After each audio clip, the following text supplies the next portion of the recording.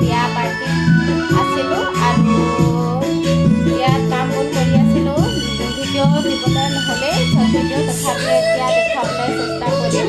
অলপ চলপ চাই থাকিব। দৰাক কইনাক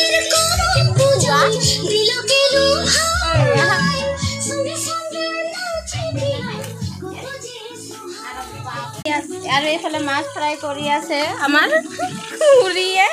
এইফালে কইনাটো এইফালে মুখটো দেখাই দিব লাগে। আৰু এইফালে আমাৰ আইতা মানে বয়সত সম্বন্ধ আইতা ন নমস্তে। আৰু এইফালে মোৰ ডাঙৰ ছোৱালী আৰু এইফালে আমাৰ খুৰা চব্জি বনাই আছে।